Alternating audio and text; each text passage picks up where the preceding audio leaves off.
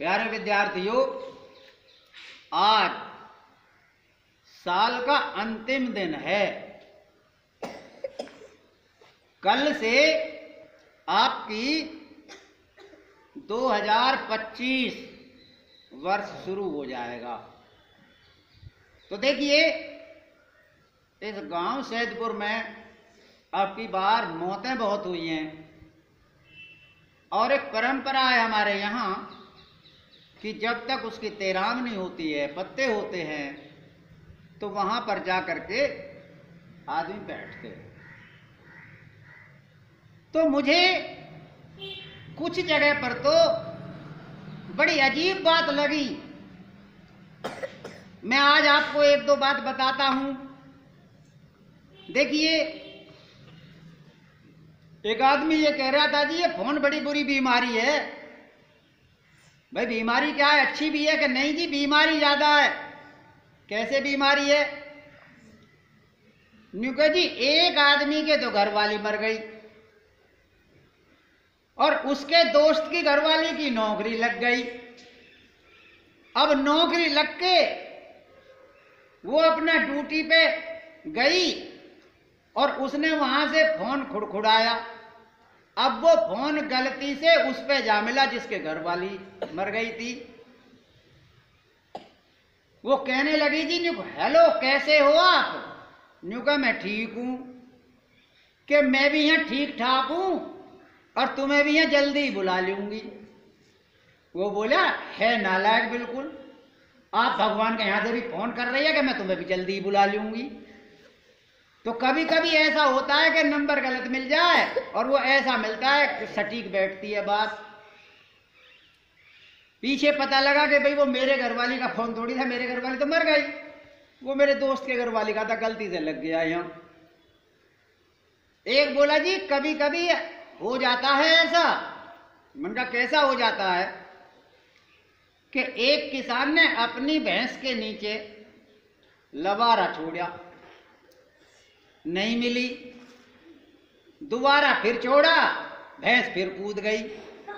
उसकी बराबर में बैल बंधा हुआ था। उसने क्या काम करा, डंडा लेकर बैल पे बजा दिया। हमने कहा भाई इस बैल पे क्यों बजा रहे हो? कि अब बैल पे डंडा बजा, भैंस मिल जाएगी। उसने लवारा छोड़ा और भैंस मिल गई। हम बोले बड़ी अजीब बात है, पिटा बैल और भैंस ने दूध दे दिया डर के मारे।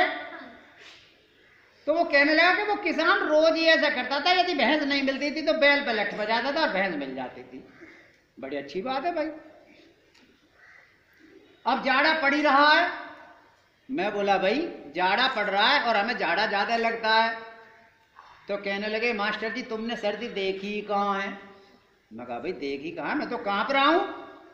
कि नहीं जी, सर्दी ऐसी पड़ती थी कि भैंस के थनों से दूध काढ़ो तो बाल्टी में कुल्फी जम जाती थी। मैं बोला हमने तो कहीं देखी ना कुल्फी भाई ऐसे, वो तो बहुत बड़ी कुल्फी हो जाती होगी। एक बोले यार मास्टर तुमने गर्मी देखी है?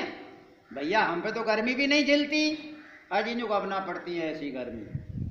भाई पहले कैसी पड़े कि पहले गर्मी ऐसी पड़ती थी, किसी गंजे आदमी के सिर पे अंडा फोड़ दो तो आमलेट बन जाओ।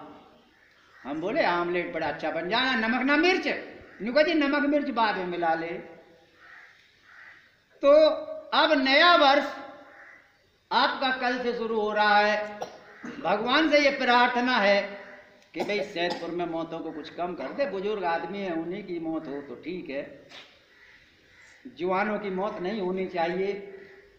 और आप के लिए कल से ये सुनहरा वर्ष हो और आपको सारी बातें छोड़ के अच्छी बातें अपनानी है और अपनी पढ़ाई पर इतना मस्त हो जाना है कि देखने वाला ये कहे कि हाँ भाई स्टूडेंट है तो ये है। तुमसे पूछे कि कौन से स्कूल के स्टूडेंट हो भाई, कौन से स्कूल में पढ़ते हो, तो आप गर्व से कह सके कि हम उत्तम शिक्षा सदन सैदपुर में पढ़ते हैं। इतनी पढ़ाई होनी चाहिए, दूसरा आदमी प्रभावित होना चाहिए। शिक्षा ही देश की नींव होती है। और जिस देश की शिक्षा कमजोर होती है वहां कुछ नहीं होता। तो इस देश का भार भी तुम्हारे कंधों पर है और सबसे पहले एजुकेशन को महत्व दीजिए। एजुकेशन जिसकी ठीक नहीं है उस बालक का भविष्य भी ठीक नहीं है। मैं अपनी वाणी को यहीं विराम देता हूं। जय हिंद, जय भारत।